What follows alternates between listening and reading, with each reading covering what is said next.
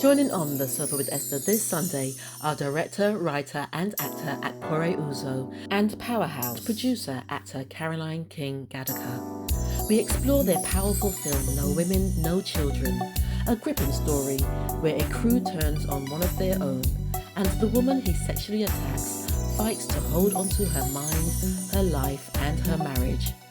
A love story that tests the very fabric of a marriage and what it means to survive when that bond is shattered by someone else. Good morning, good evening, good afternoon, wherever you are across the globe. Welcome to a very special On the Sofa with Esther. Well, today I am interviewing two phenomenal people, and why I say phenomenal. I went to the screening of their film a couple of weeks ago, just over a week ago. No Women, No Children.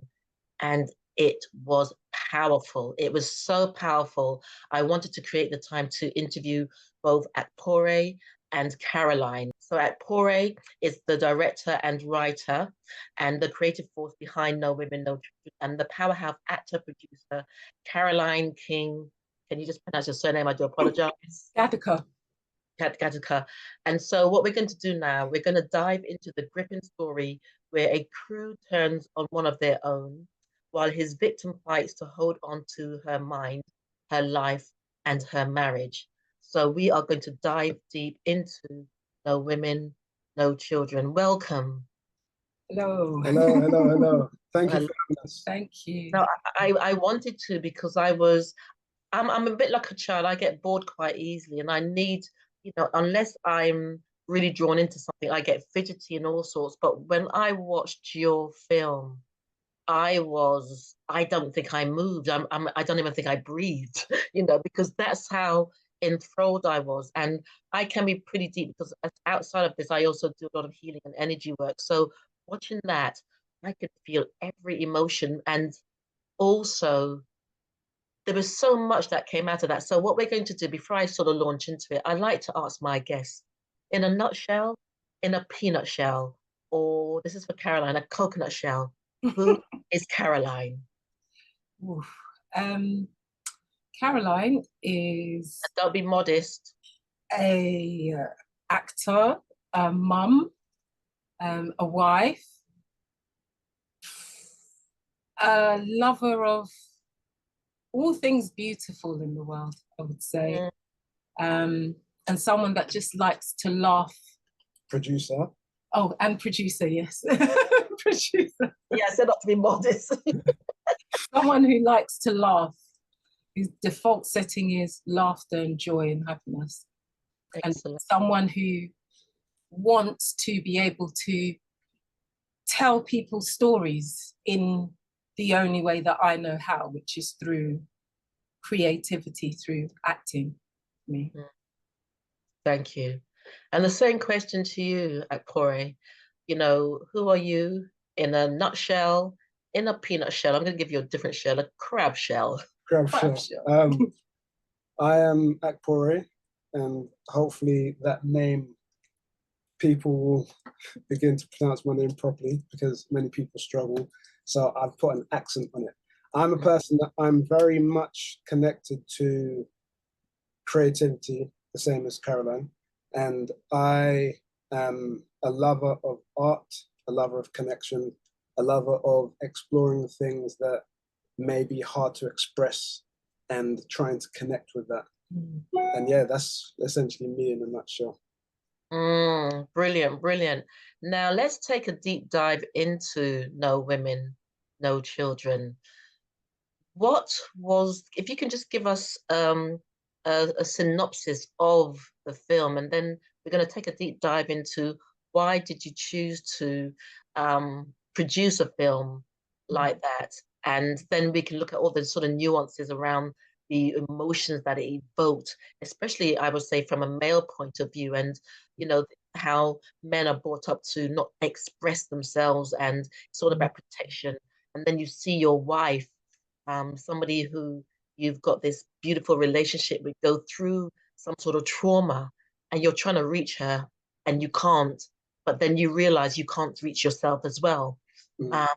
So if you can just give us a synopsis so that people know, the context of this conversation. Well, the story essentially follows the aftermath of the event, which unfortunately is the rape of a woman called Yvonne, who Caroline carries through the film, who Caroline plays and carries through the film. And it explores all the different facets that this event then causes to unfold. That's with her relationship with her friends, her husband, but we also look at the perpetrator and explore a bit of the consequences and repercussions for him, so that all the characters are fleshed out, humanized, and can be seen for what they are. And what, Caroline? I think, so essentially, the film is about, it's a love story, essentially. I mean, it is quite traumatic, but I mean, in the sense that the characters, not just Yvonne, the people around her go through this trauma. It's like it has this rippling effect, you know, and I think that sometimes that's not considered when people act or when people do things. They think that, you know, it's just happening to this one person. It's not. There's a whole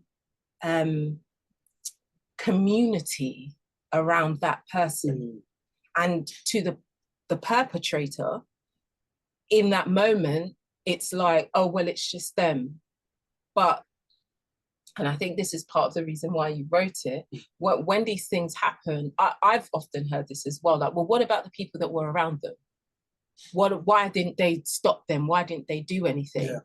And with this particular story, the thing that I really am pleased with is that it fleshes out, well, yeah, let's look at those particular people that are around the perpetrator, the character Nathan. Let's look at them and let's see what do they think about this? Because that kind of leads into the whole way that the story came about was kind of, I don't know if you want to go into that. The whole way the story came about was, it was, I think, a need to address this idea that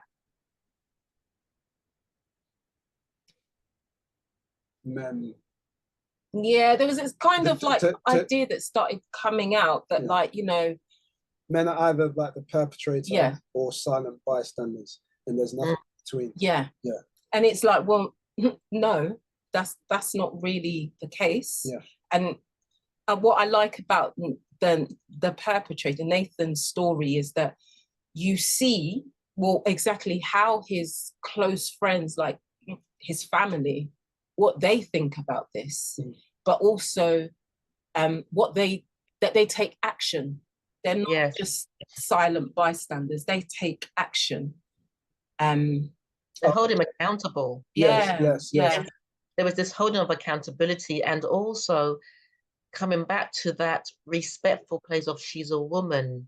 You know, she could be someone's, whether it's mother, but there was that reality in the conversations. And it was interesting to see how it triggered each and every one of them, because they all had a real deep, close relationship with him.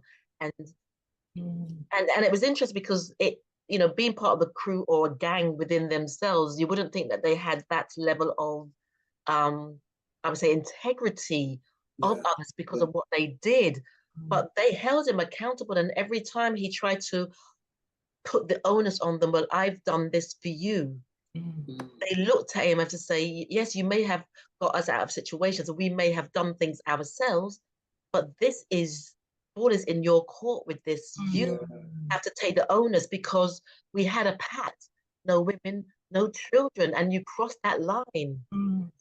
And so they could have gone out and mugged a man, but that wasn't the case.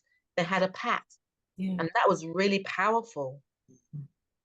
I'm really chuffed, because it's like you get it.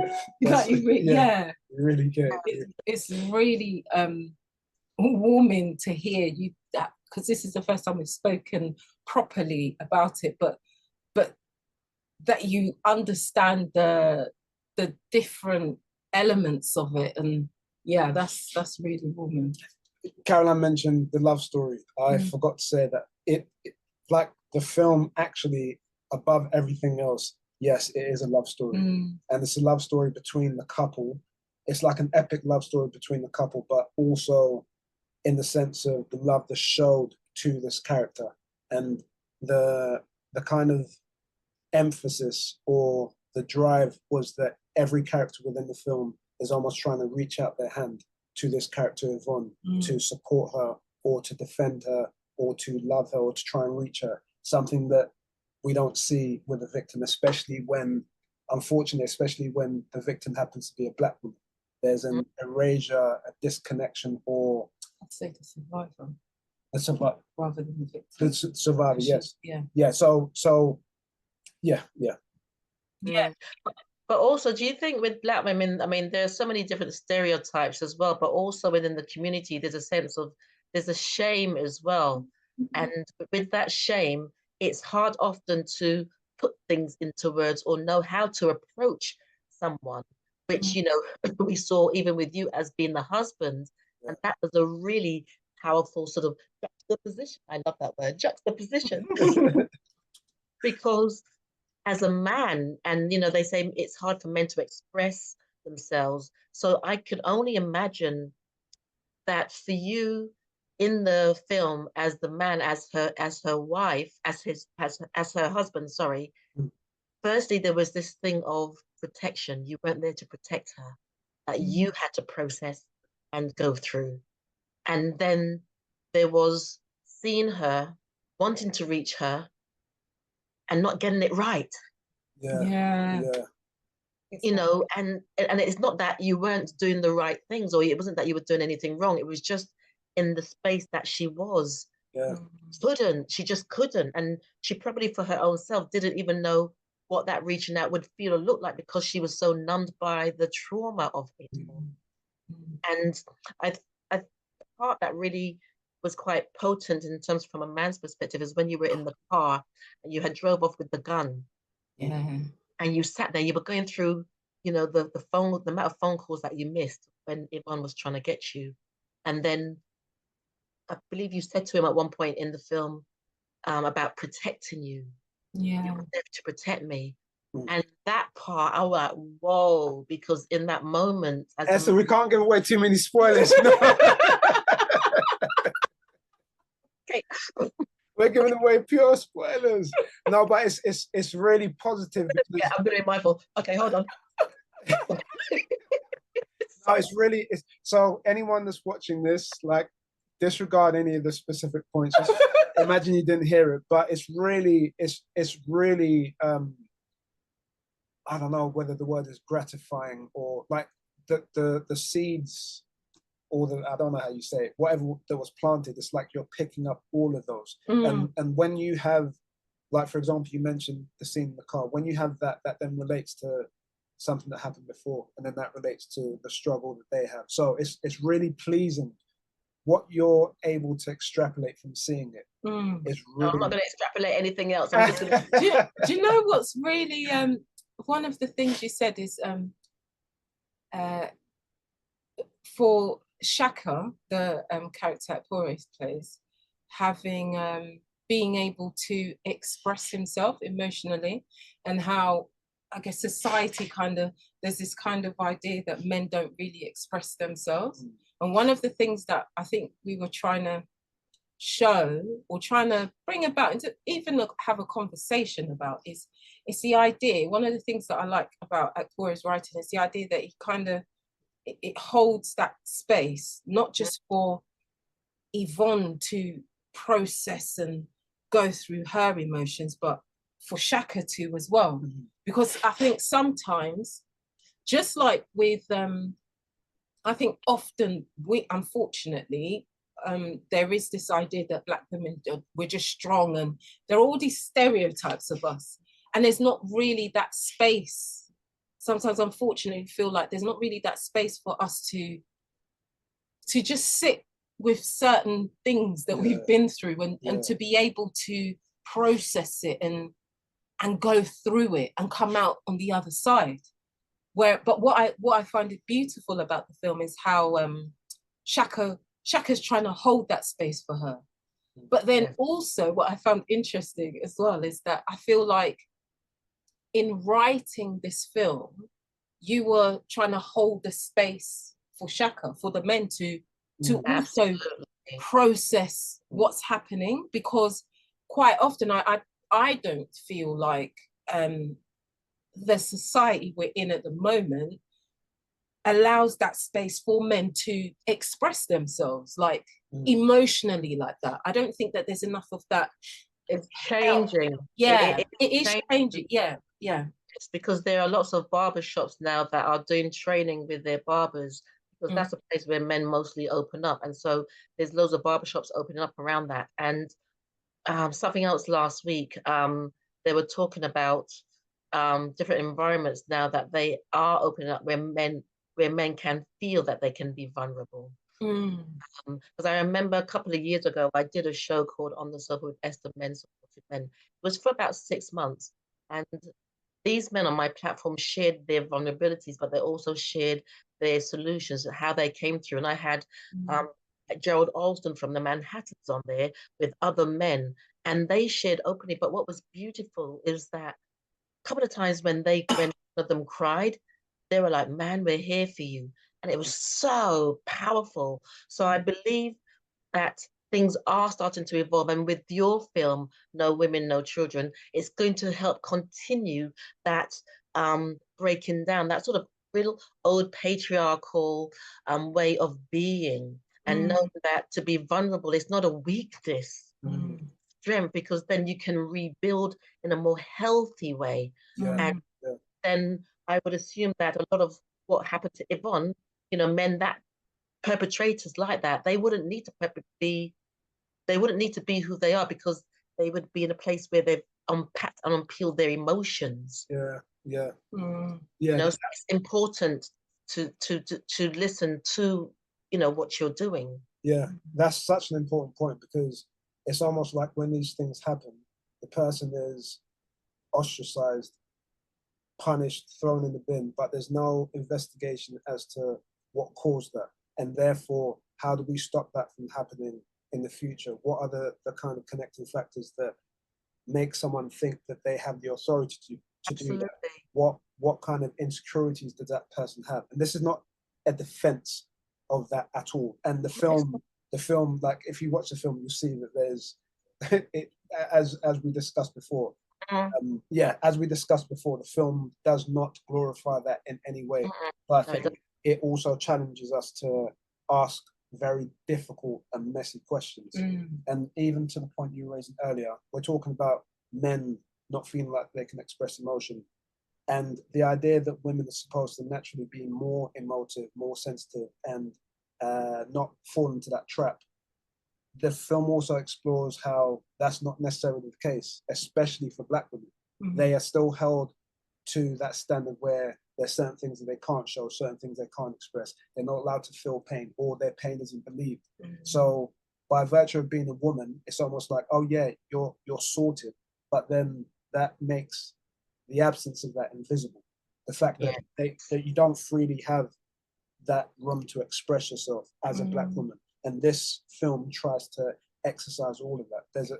Because one of the things I was saying to Akpore, you could take that story, you could take that cast, and you could place it in any community. It could be an all-white cast, an all-Asian cast, whatever.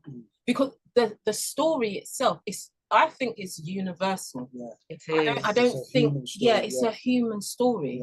And what was interesting was after the screening, one of the audience members came to me and was like, you just don't see films like that.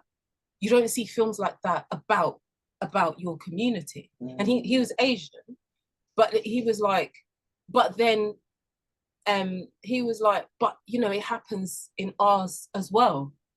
So I really feel like the story itself is universal, but In it was intentionally an all black cast because because you don't. It means that you can look at this and analyze it or go through it and without the stereotypes of if it was a mixed cast, for instance, and Nathan, the perpetrator, Nathan is black. It's like, oh, that's the But you want yes. you want the audience to just receive it. Yeah. And if it can help you go through or assist you in finding a way to deal with something or make you think about something fantastic. So it being an all black cast was intentional so that we could like give that space. It that gave freedom. Freedom. Yeah, the freedom to explore all of these messy. Yeah. Because everyone's messy. Word. Yeah. That is the key word. And what I'm like about that is the reality of, because sometimes you also hear in the community, and I'm sure every community does it, it doesn't happen in our community, or they put it on the carpet. And what you're saying is it does happen. But it's not about judgment, it's about solutions, it's about understanding, it's about healing, it's about transforming. Because it happens a lot. It happens a lot. And it was just nice, like you said, how everyone, you know, the emotional side from a gang of men or a group of men, or the crew as you called it, they were all men, but you can see the subtle emotions when what's the gentleman's, the guy's name again that committed that, the perpetrator, what's his name again? Apologies. Nathan. Yeah, when Nathan was, don't say too much, but when when he was in that situation that thing happened. When Nathan was in that situation and they all stood around him, holding him accountable. See the subtle nuances of emotions in them. There was one point where one of them, he wanted to cry because it was like, he's my brother and we roamed together, but I've got to let it go. He's got to deal with this. And it was just the way that they just turned their head. That was the subtle emotion from a male's perspective. And it's also about the boundaries that they put in place. What you were saying earlier, like, yeah, we do these things, but we've got a code. This is the line we do not cross. Yeah. You crossed it. And I think like the character, when it dawns on him that, oh, this is actually happening. Like, what? No, like, because I think in his mind, he doesn't believe that there will be any kind of consequence. And I don't know.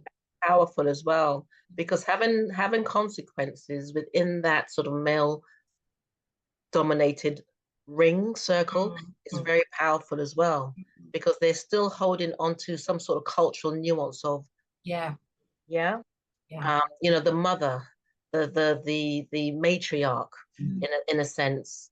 And so he was held accountable for that. But ladies and gents, I'm not going to say much more because you are going to I'm having to sit on my hands and bite my teeth, not even my lip. Because that's how powerful and deep it was. And so what has been, other than the Asian gentleman that came up to you and expressed what he felt about the film, what else? Because I think it was the director of photography, I think it was, and he goes, I've watched this so many times. And he goes, it still makes an impact. And he was a white guy. We just use that for, you know, terms, but it was still very powerful for him. So what else has been the feedback around this? I know you've only just done one screening, but from that, it's been really powerful, very, very overwhelmingly positive. And the kind of gut reaction that I have is that it works.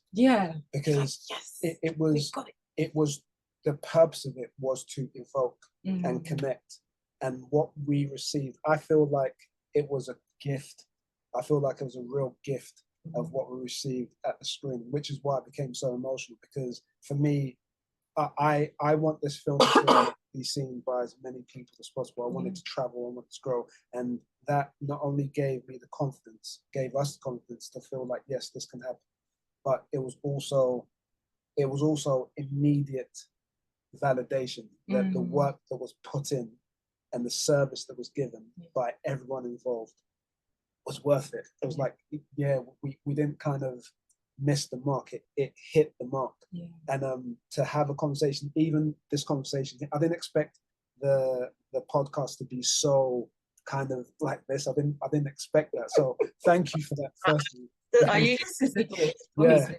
because I really like talking about the issues that are explored within the film. So for me personally, the response has been overwhelmingly visceral, resonant, reinforcing, and as well commenting on understanding what the purpose of the certain what the purpose of certain functions of the film was and how that translated, how it affected. So it's been better than I could have possibly imagined.